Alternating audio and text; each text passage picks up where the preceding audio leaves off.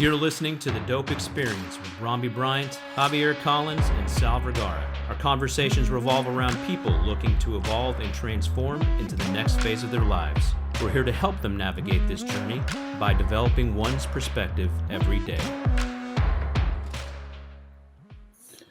Hey, what's up? What's up? Welcome back to The Dope Experience. I'm Rambi Bryant, here with Sal, Javier, and our good man, Rosh.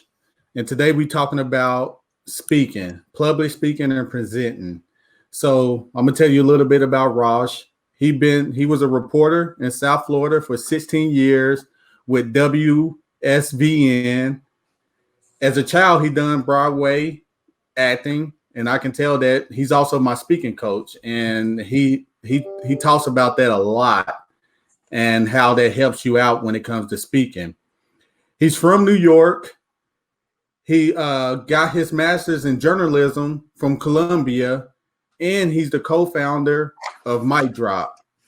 And he talks about public speaking, and he has his Mic Drop method, which that we're going to get into today. And I'm going to tell you how I met Rosh. I was just thumbing through Instagram one day, and I follow Antonio Brown. And I see Antonio Brown sitting in some gym. I think he was sitting in the gym talking with Rosh. Right. Talking about his public speaking. And at that time, I was looking for a coach. So I jumped and DM Rosh to see if he works with other clients. And shortly after, we started working together, and he helped me put together a pretty good keynote. And we've been working with each other since then. And then that's when I made an introduction to Javier, and that's when he met Javier. Do you got anything you want to say about him, Jav? Oh, absolutely. It's good to see you again, Rosh. It's been a couple of weeks, man. You're looking good. But yeah, it's just the process, which I'm not going to steal your thunder. We do want to get into that later, man. But as I've already spoken with you, man, this has been a profoundly transformational experience. And it's only digging into my own story. So just the power of that is crazy, right? And I wouldn't have known that, and I didn't know that prior to meeting you. So yeah, it's just been awesome. I appreciate that. Yeah. So today we're talking about public speaking and presenting and how important it is. And in football, we don't have to speak. Interviews, and I guess that's kind of impromptu. You just kind of speak at the drop of a dime, but it's just pretty much about football and how you played in the game, how good or how bad you played in the game. But people don't know how important it is to know your story, to be vulnerable when it comes to public speaking. It's the same as Javier. I wasn't expecting some of the experiences we had in some of our coaching sessions. Right. Just talking about public speaking. I was just thinking like, hey, you pretty much just going to help me tell my story and help me write my story. Right. I guess, and I appreciate the introductions. I've been building up to this moment pretty much my whole life, from being in the theater to being a television news reporter. And for 17 years, I had a very comfortable job being a reporter in Miami. But then I understood that I had a bigger mission in life, and that was to help share my gifts with others. And I say that because so many people I ran into had such a difficult time expressing themselves. So when I first began this journey, I said I can help people speak in public. So what does that include? That includes leadership meetings, that includes sales meetings. But then what I realized is that there was something far deeper than that. And that was, when you share your story, how you can connect and how you can uplift others. And I started doing a lot of research on the power of the personal narrative. In fact, in our most recent session, Rambi said something so beautiful. It was a quote by Brene Brown, and I'm paraphrasing, that it's hard to hate somebody up close, which I thought was so incredible. And we need that so much today. In fact, I'm on LinkedIn. When I put up Rombi's message with everything that's going on in the world, it was the most responded to message I've ever had on LinkedIn. The world is thirsting for dialogue, for conversation, for progress. But the only way we are going to get there is if we empower ourselves to share our stories. And part of sharing your story, it takes work. Ask Javi, ask Rombi, right? It takes work. You have to understand story structure. You have to understand how to connect with people. But I am so passionate about this issue right now that one of the ways that we can solve a lot of problems in this world is if we began to share our stories and we began to sit at the same table with each other. Rombi called it the unity table at his church, where they make you sit down with somebody who's not like you, get to know them. And that's what speaking is really about. So that's one level. The other level of this is, and make no mistake about this, speaking is power. Let me say that again. Speaking is power. And speaking impactfully can actually change lives. And I applaud Javi and Rombi for understanding the value in being able to share their stories so that they could change lives. So that's a little bit about kind of who I am. So I developed a public speaking method that goes far beyond classic public speaking. If you want classic public speaking training, you can go online, and there are a lot of people who do it. It's not what I do. What I do is I tap into you and I find your story and I tell you, okay, now you're going to own your story and you're going to get out there and you're going to move people. You're going to inspire people. You're going to uplift people. And we're in the process. Both Rombi and Javi are in the process of doing that. And I cannot wait for them to fully get out there and share their stories because I think they'll help out a lot of people. Yeah, and I, like I said, I thank you. I have worked with 2 or 3 different speaking coaches, and same with Javier. We had the same speaking coach before you, and you were 10 times better than him, and I appreciate you for that. But we also, like, when it comes to presenting, how important is it to know your story when it comes to presenting as an executive or a senior manager at a corporation? That's a great question. Well, we've seen great leaders use this same technique, right? We've seen how Steve Jobs, for example, Steve Jobs always used the power of the personal narrative. He spoke about in the Stanford commencement address. He spoke about, being adopted. He often spoke about his failures. He often spoke about himself as a visionary. So this concept of using the personal narrative as a leader is nothing new. Great leaders use it. There are books written on the power of storytelling when it comes to executives. The bigger question is if we know the power of sharing our story, right? We can see presidents do it, right? We can see CEOs do it. Why don't we do it? And there's a very simple answer for that. The answer for that is, especially athletes, they are deathly afraid of vulnerability. They are taught their whole life, if you get hit, don't show anybody that you're hurt. Right? You can get your bell rung, but you get back up and you don't show anyone that you're in pain. But you know what the problem with that is? When you stop playing, that mentality disconnects you from audiences. No one wants to see a speaker on stage who's going to be tough. They want to see a speaker on stage who's going to be real. They want to see a speaker on stage who's going to be authentic.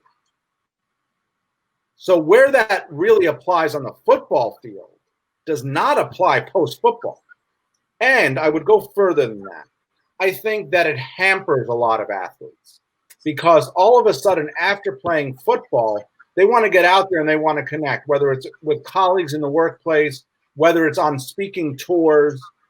And guess what? It's very, very difficult for them to speak about their upbringing, to speak about their past.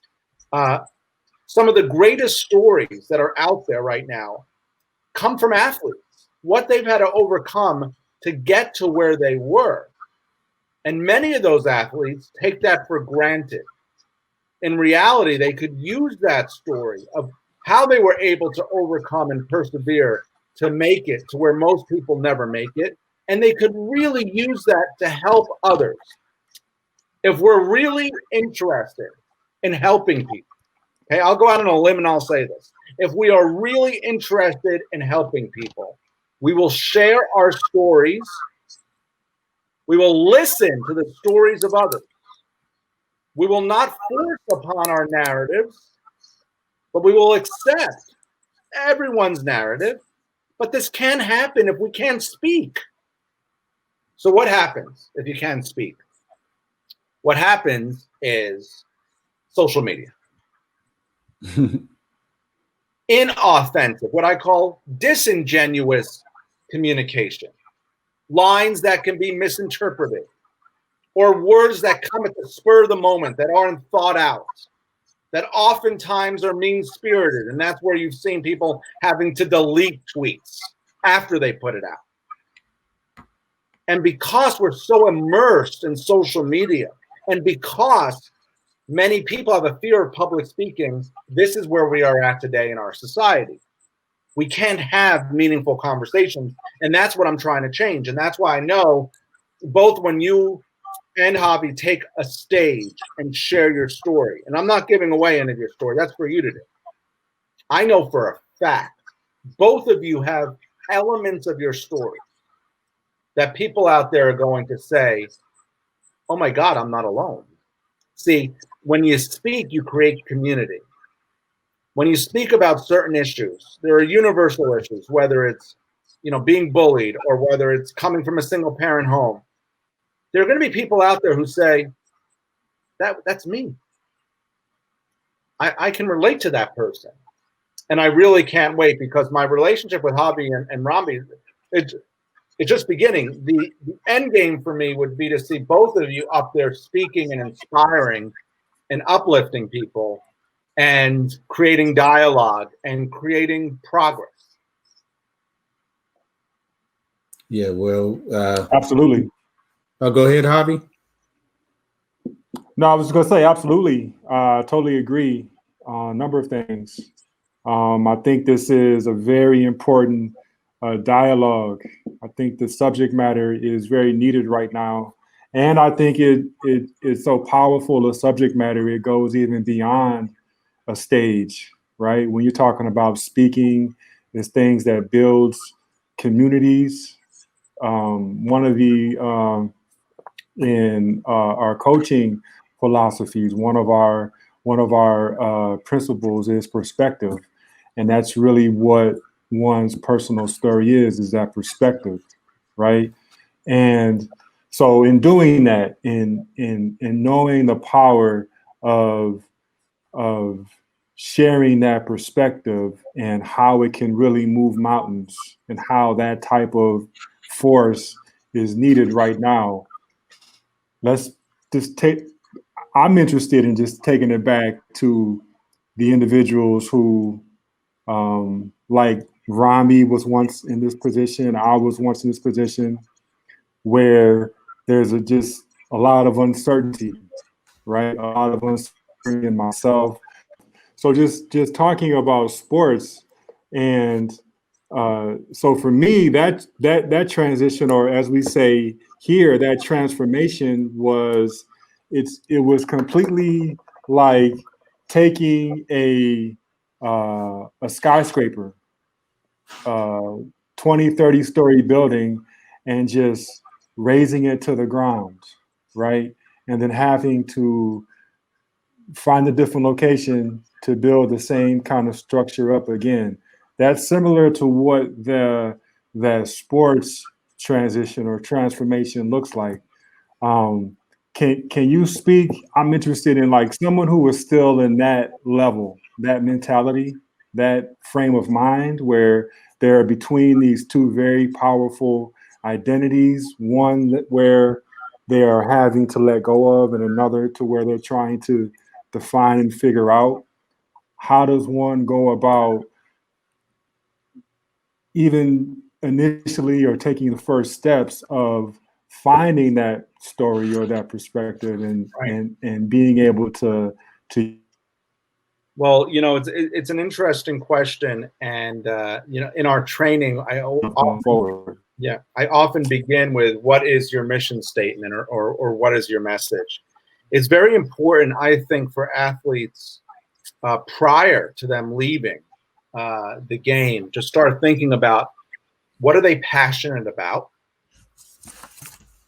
what is their message, everything that we go through, and is my story important?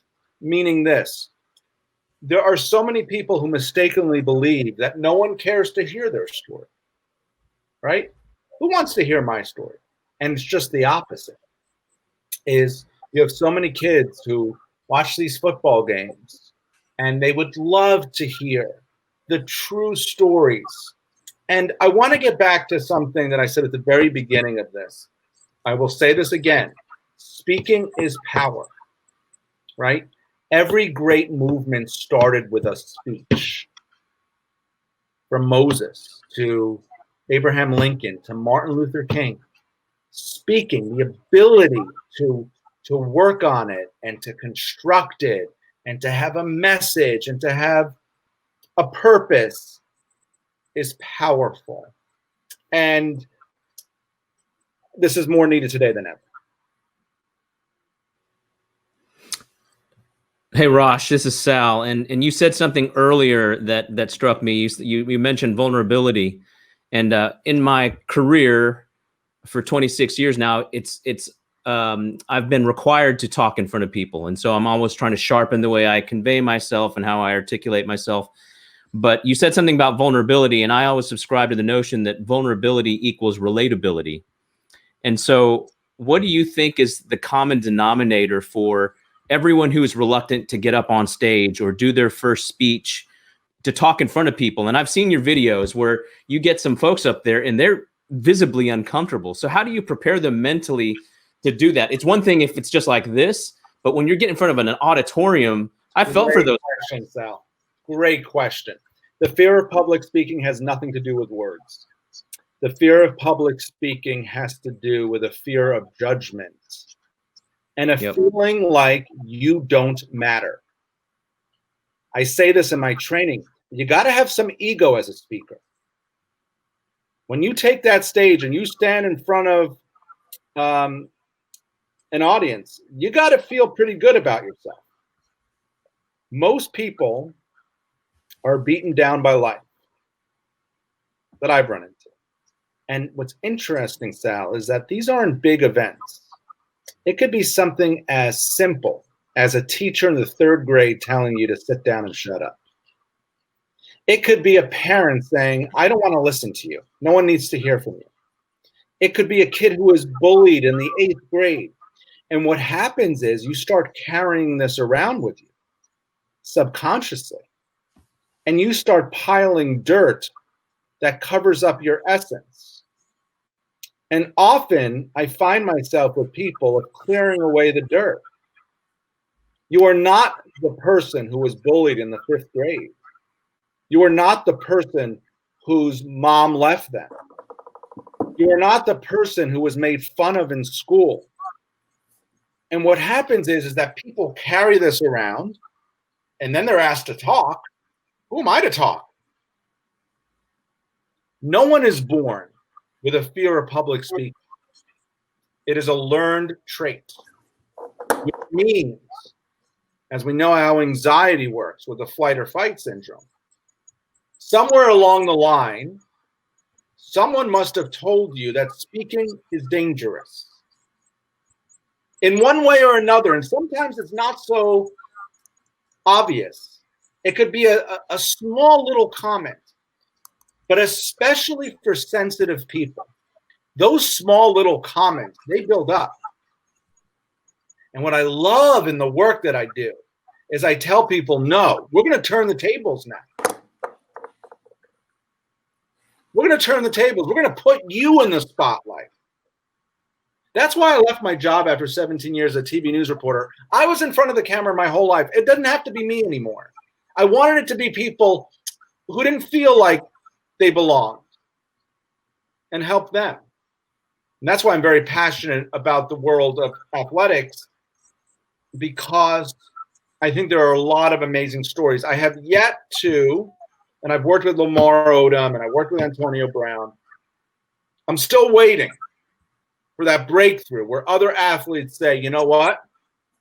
We need to have these storytelling workshops for team building, for connection. We need to tell our stories. We've saw this all in the news in recent weeks about issues with law enforcement. Share your stories. You know, teams should have the players sit around and share your stories. Once this starts, there will be a snowball effect where organizations will say, you know what, it's so important to empower people to share their experiences. This is what happens when you don't speak. It goes somewhere, right? So you know where it goes? Passive aggressive behavior, anger, resentment, frustration, addiction, numbing. All those things are there and used to ease the pain of not being able to express yourself. Wow. And I've seen it so many times. Why do you think in any addiction room, they call them rooms, and what happens in the rooms? People share their stories, right? And it's very, very effective. So if we know how well this works, then why don't we encourage it? This goes back to my original issue, and that is about this vulnerability issue. We're tough, especially in football. You know, you get hit really hard. Can you imagine being on the ground and saying, oh my gosh, my head hurts? That would be me. But, you know, oh my gosh, you know, my head hurts. Can I call my mom? You know, so that would be me. But you're taught to get up. And we know the problems that this has presented to the National Football League of players playing through concussions, right? Because they won't actually sit down. And it's time that we humanize athletes. Because so this does talk just on that point. It's cultural, right? You're implying that it's a culture that's been cultivated and nurtured, and you know, for Javier and for Rambi who have lived it, they see it, and it really relies on them to kind of change that narrative, right? 1,000%. Rambi, people like Rambi and Javi who have been through my process, who have kind of broken through, who have kind of sat down and looked at their stories. I want to make this, you know, very clear. Part of my process is story structure, where there's a conflict in a story, which they both have, but there's also a realization. It's what have you learned from the conflict? Every great storyteller educates an audience, but not only bringing up what is the conflict, but then they bring up what is the solution or what are the realizations. And that's really the beauty of storytelling, is that it gets people out of a victim mentality where they don't say any longer, you know, I'm a victim of the system, or I'm a victim of one bad coach who put me down, or of the league, or of financial predators, which I've heard a lot of. But now I own my story. I'm the author of my own story. No one has power over me. No one. Well, you mentioned earlier, well, Sal kind of touched on it, being nervous. And, you know, in football, we learn repetition is the mother of skill. What are ways people can get reps in to where they are comfortable when they get up there? Well, you saw it with me, and Javi will see it with me as it gets closer. Repetition, repetition, repetition, repetition, repetition. Repetition is very, very important. But you got to know story structure as well. I have a thing in my training called scene structure, where I break things down into scenes. But guess where this all begins? Self-confidence. Loving yourself. Now, that sounds very mushy, I know. But it is so true. If you don't like yourself, you'll always be nervous. So in my training with people, the first session, we do very little in public speaking. It's more about who are you? What has been holding you back? Because unless you tackle those issues, you'll always be nervous. But when you can tackle those issues and then look at your life and you become the hero of your own story, that's when the work can begin. Because that's when you can do the repetition. And the more you do, the better you get. That's just fact. The more you speak, the better you become, just like any other skill. But all of that is out the window if you don't like yourself. Rosh, you said scene structure. Is that kind of based on your experience on stage? That's kind of the same mentality? Yeah. So Sal, what I do is I'll have my clients write out their speech following classic story structure. So every play is based on the following structure. There's a message. There's character development, right? You get to know the characters. And then those characters will take you on a journey. And they'll take you to the conflict. So in a conflict in a movie is the man or woman hanging off the cliff, right? And then there's the realization. What do you realize from the conflict? And then there's closing message. But what I do with scene structure is I tell them, I want you to visualize your speech. So for your character development, there'll be 2 scenes, right? You know, for example, scene when I'm 8 years old. And when you can visualize your speech, what that does is it allows you to tap into emotions. I'm a big believer that the emotion is your most valuable connective device. Saying I'm scared, saying I'm afraid, saying I'm happy. It's the way you connect with people. And if you sit there like this, you're never going to connect with anyone. But the moment you can use emotions, now I'm not talking about random, emotion without structure. I have this saying when I work with people, I say, emotion without structure is nonsense. Emotion with structure is power. Emotion with structure is power. Every great speaker taps into emotions. And it is the area that people have the most difficulty with. Character development, not a problem. Facts of the story, not a problem. But once it gets to emotion, I don't want to go there.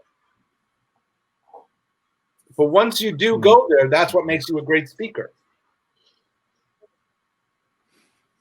I'm envious because, and this is kind of off topic, and I'm trying to relate and reconcile your experience on stage with your approach to coaching and speaking. And when I read that you were an Oliver, right, years ago, right? And I remember, gosh, I was envious because I tried out in 5th grade and I didn't make it. Yeah, it was a big production in Houston, and anyway, that I relate a lot of what you're talking about to your theories and your approaches to your stage work, and I think that's very applicable the way that.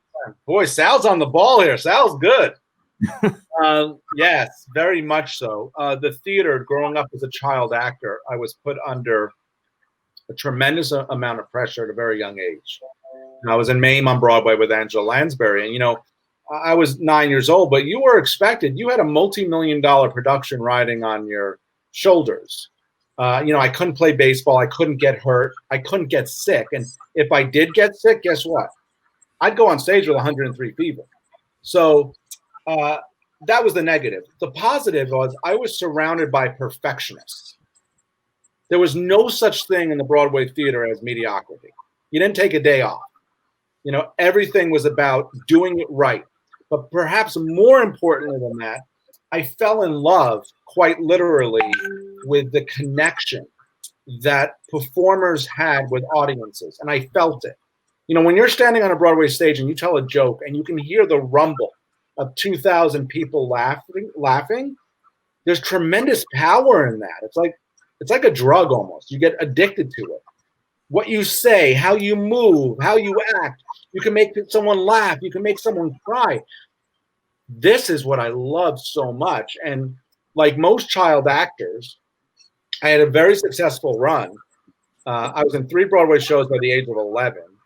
And then I went from a really cute kid to an awkward teenager, and my career ended, basically. As is the story of many child actors. But I always had it in me that I wanted to get back up there on stage. I'm doing it now just in a different way. I did it in TV news for 17 years. Being in front of the camera, you're still a performer, right? You're still using emotion, just in a different way. And if anyone says anything different, they're not telling you the truth. And now I'm doing it by taking people and giving them that gift. And I've taken people and put them on stage, and it's a transformational experience where they get off that stage and they go, I want to do it again. Because they too feel that. They get hooked. They get hooked, where their whole life, many of my greatest speakers have been the ones who are most afraid of speaking.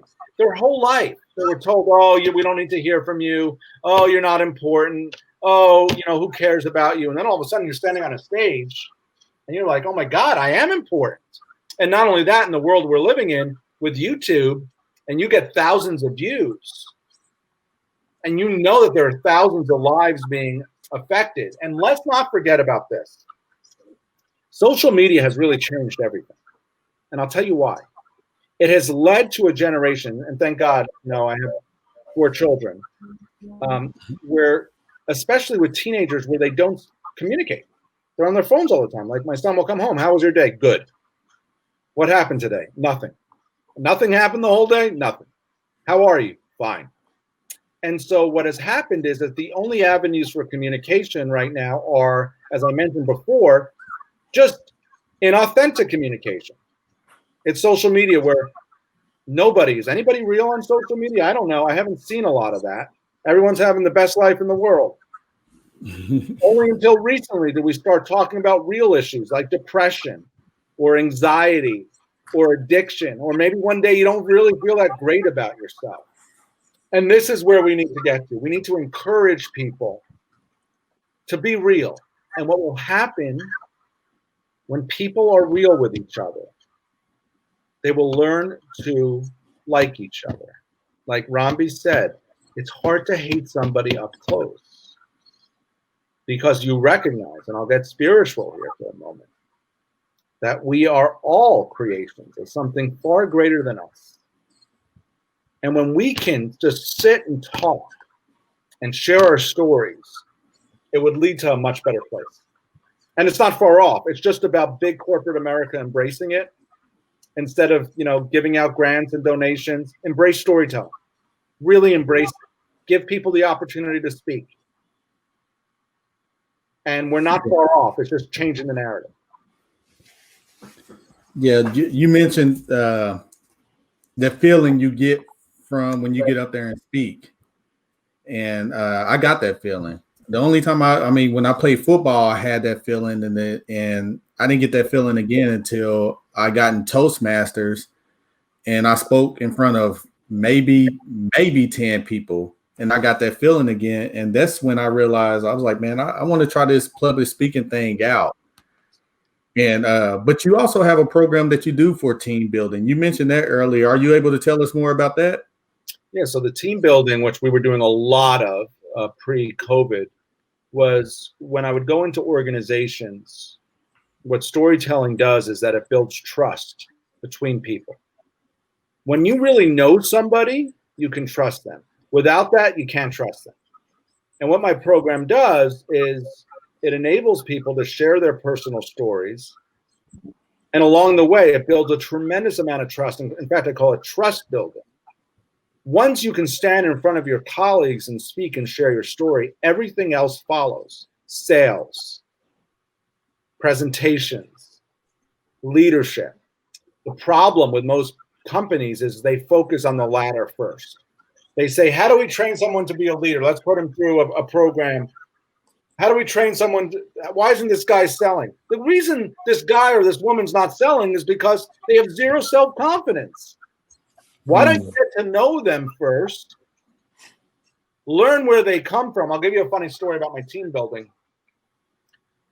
I was in the workshop, and how the workshop works is I go around the room and I ask them what is their message, what is their personal mission statement, and I hit upon this one woman who said, I don't have a story. I said, really? You'd be the first person that I've ever worked with who doesn't have a story. Nothing interesting happened. I said, really? And I This was like a 5 to 10 minute tug of war. I'm telling you, there's nothing interesting. I've lived a normal life. I don't have a sob story. No. I said, really? I said, so where'd you grow up? And she told me where she grew up in the East Coast. I said, what was a defining moment in your childhood? Well, I almost drowned when I was 8. I said, go on. She said, I was caught in a pool under my sister's raft. And for a few moments, I thought I was going to die. And at the last second, my sister grabbed my hand and saved my life. And I looked at her and I said, didn't you just tell me that you didn't have a story? She goes, no, I do have a story. And she became emotional about it. Well, the person sitting next to her said, can I be honest with you? Looking at this woman, I've worked next to you for 10 years, and I always thought you were the nastiest person in the world. Mean, cold. I actually like you now. When she was able to open up and share who she was and share her vulnerabilities, all of a sudden trust was built. And that's a large portion of what I do. And I've just launched a program with another journalist who will now be a former journalist in Miami called The Starting Point. And The Starting Point is, I think, can be a tremendous program to support diversity and inclusion efforts within corporations. Going into corporations and allowing people to share who they are, share their stories. Where do they come from? What were their families like? How did they grow up? Where they can be authentically themselves in a structured storytelling workshop, I think will be a game changer for companies. Because you cannot just tell people, get along. It doesn't work. You have to show people how to get along. And how do you show them how to get along? Get to know them. Get to know their point of view. You may not agree with their point of view, but get to know where they grew up. Get to know what their families were like. Get to know what struggles they've been through. Get to know some bad experiences they may have had that shaped their narratives. And once you can understand that, then you can bond. But until that point, it can't happen. So that's my big vision now is with the diversity and inclusion, adding to that with the starting point. Absolutely. One of the things that I noticed, as you mentioned, having personally gone through the Mic Drop program and currently going through the Mic Drop program, one of the big things that I noticed in myself was how almost therapeutic the process is, right? I realized that upon the story that I was developing and adding color and content and scenes to, it was also connected to some real life things that I had to address, or I had to at least recognize at that point, right? Can you describe? I'd love to hear more about the Mic Drop philosophy and the approach, but can you describe why that's even something that I experienced? Well, I think most people who go through my process experiences that, and that is dealing with your past so that you can move on to the future, and not burying emotions, and really also what I see this as reframing. You know, my father of blessed memory passed away 4 years ago. Remember there was a quote that he had put up. He always put up quotes on the wall.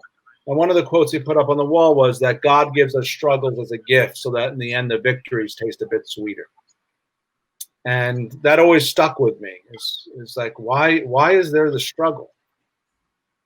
And the struggle isn't there to be ignored. And the struggle isn't there to be buried. The struggle is there so that you can use it to educate, uplift, and inspire others. When you can find good in the struggle, I'm not saying the struggle is good, but when you can find the good in the struggle, which is what my method does,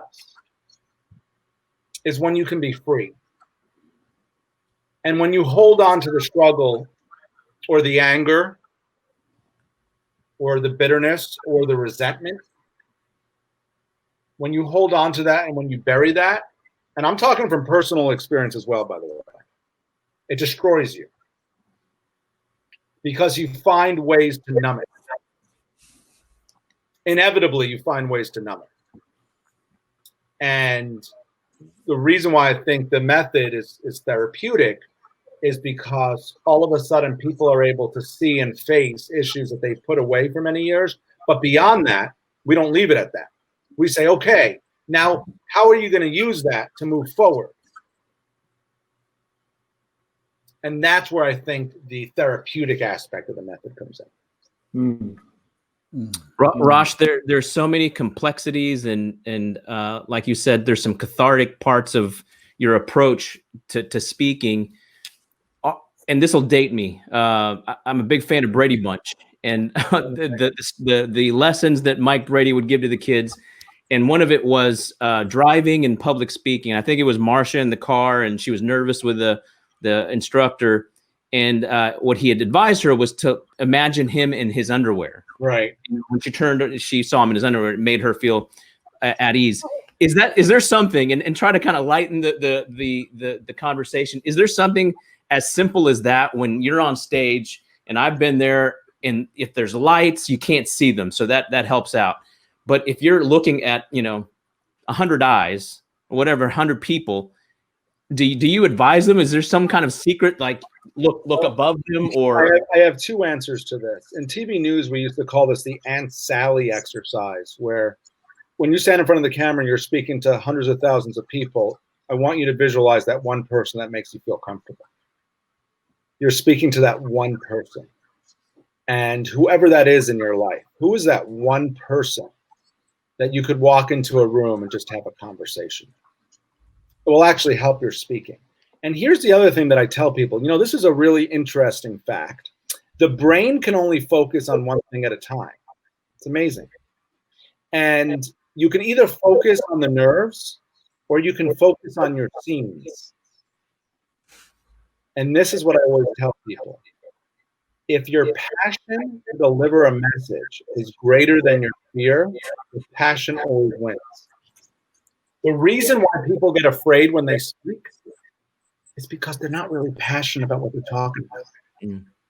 So they can focus on the anxiety, they can focus, but when you're passionate, when you want to run in there, nothing's going to stop. Agreed. That comes off. You emanate that, and you exude that enthusiasm. Yeah, I'm passionate about what I do. I went on a limb in my life. When I left TV news 2 years ago, people were like, "Are you crazy? You're leaving the steady job." And what happened was, I knew I had more people to help,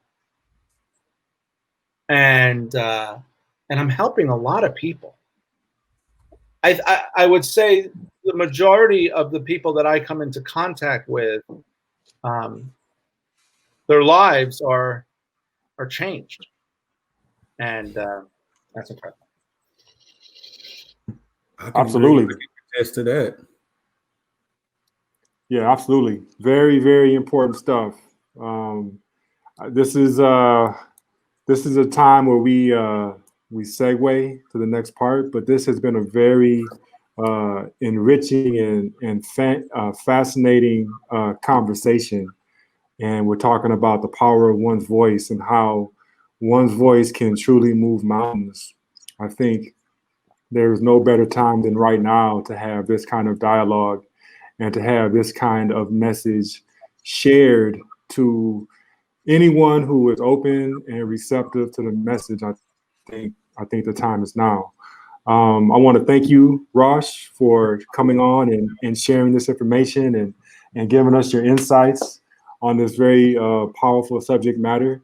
Can you give us your any ways that you want people to get in contact with you, your social media or? Yes. So you can find me at micdrop_US. You can also find me at Rosh Lowe, LOWE, with another E on the end, 2 E's. My email is Rosh, ROSH, at micdrop, MICDROP.ONE. And my closing message to everyone out there. Oh, we're not done yet. Okay. No, we're not done. Yeah. Okay. Okay, good. I'd like to wrap that thought. Go ahead. It ain't over. It ain't over. It ain't over. Yeah. Go ahead. Yeah. So now we have these rapid fire fun questions. Okay. No right or wrong, just either or. Okay. So it's 5 of them, around 5. I might throw an extra one in there for you. So are you ready? Yes, go ahead. All right. Beach or mountains? Beach for sure. Yeah. Summer or winters? Summer for sure. Miami, come on. Yeah. Les Brown or John Maxwell? I like Les Brown. Okay. Halloween or Christmas? Halloween. Okay. Oklahoma barbecue or tacos? Oklahoma barbecue. I love barbecue. I love barbecue. You see how he left out the Texas barbecue? I like barbecue. Barbecue is my favorite. Come on down, Rob. Texas barbecue. I don't know, Robbie. That was you kind of slighted on that one, but it's all good. Yeah. We got you. So now we get, yeah, like Javier, he thanked you, but we get to our dope recommendations. And it's either books, a quote, or a movie, or the message that you want to give. So the 3 of us is going to go first, and then we'll finish with you. Okay. And I'll go ahead. No, Sal, go ahead and kick us off. Yeah. Rosh, in doing research, reading about you, looking at your videos, something that really resonated with me that I felt was applicable to you is try not to become a person of success, but rather try to become a person of value. Yeah. And that kind of resonated. A lot of things that you've said kind of encapsulate that one quote. By the way, that was Albert Einstein. So great minds think alike. But that reminded me of you when I've seen and listened to you. Yes, thank you. I appreciate that. Javier? All right, I will. I'll throw another book. Yes, Donald Miller, Building a Story Brand by Donald Miller. I think it's very applicable to this conversation as well as our overall dope creed model and how we are becoming a driving force in developing one's perspective every day through the power of voice. Yes, I really like that pick for today, Building a Story Brand by Donald Miller. Get the audiobook if you can. Yeah. My book is, it would be your packet that you give us, I would recommend, but it's nothing I can give out. So I have to give a book, and it's the Power of Your Story. This is a good book, and it's it helps you in business and in life, and it helped me. I read this book shortly before I started working with you, Raj, but helped me change my narrative, the story I was telling myself on why I feel like I'm stupid or why I can't do this and why am I telling myself that story, and helped me build a new narrative when it came to my business side. So that is a pretty good book. It was recommended by Dr. Bonner. Absolutely. For me, my recommendation would be a book that I encourage a lot of people to read called Talk Like Ted by a guy named Carmine Gallo. And he speaks a lot about the power of, he analyzed a lot of TED Talks, what goes into great TED Talks. And you'll hear a lot of what I'm talking about here, about emotion, about connecting with audiences. And I will, if you have not watched, it's funny, I made my young children the other night watch my favorite film of all time, Rocky. What I always say, why I love Rocky so much, is because every time I watch that, or if I run and I listen to that, I'm reminded that life is not about winning or losing. Because I don't want to spoil the movie, but Rocky didn't win that fight. But you know what Rocky did do? He lasted. He made it through the rounds. Even when they said, stay down, got up. And that was what Sly Stallone was teaching us, was that life is not about the big victories or the big defeats.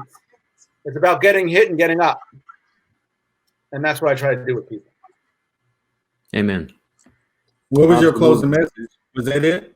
You said you had something you want to tell us. I was tying the Rocky thing there. No, what I was going to say to people is don't ignore this. If you have an issue with speaking, or if you're telling yourself a story that is negative, work on it, because it'll be, as Warren Buffett says, the best investment you can make is the investment in yourself. That's true.